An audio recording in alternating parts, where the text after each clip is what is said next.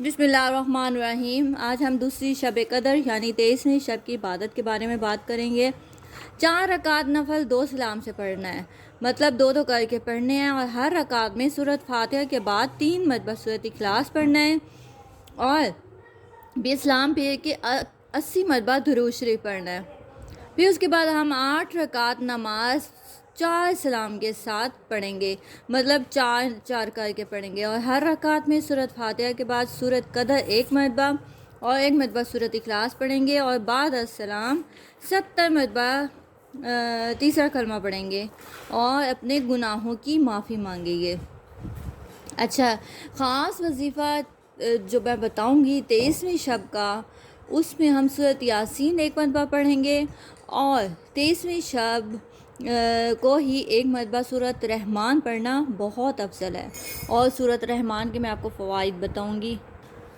سورۃ رحمان کے عجیب کمالات کا عمل ہے جو میں آپ کو بتاؤں گی۔ ایک کوڑا گھڑا لے لیں، اگر گھڑا نہیں ہے تو پانی کی بوتل لے لیں، 41 مرتبہ سورۃ رحمان اور 41 دفعہ ہی سورہ دخان پڑھ کر پانی پر دم کر لیں، اور یہ پانی آپ کے لیے زندگی بھر کے لیے کافی ہے، اور پڑھنا بھی 1 دفعہ ہے۔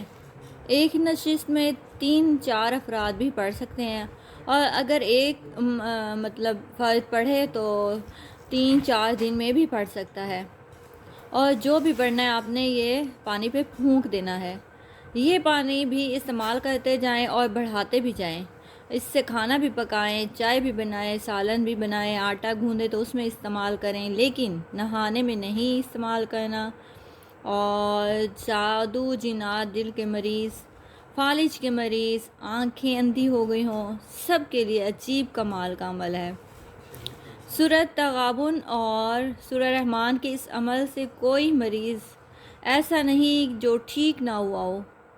اور 7 دفعہ بسم اللہ الرحمن الرحیم اور یا حفیظو 11 دفعہ پڑھ کر خود پر حفاظت کا لاک لگائیں، اور اس کے بعد یہ آپ نے پڑھنا ہے۔ اللہ تعالی ہم سب کو رمضان المبارک کے روزے رکھنے، نماز پڑھنے، تراویح پڑھنے کی توفیق عطا فرمائے۔ اللہ پاک ہمارے گناہ معاف فرمائے، اور ہم سب کی دلی جائز حاجات کو قبول فرمائے۔ آمین۔ جزاک اللہ۔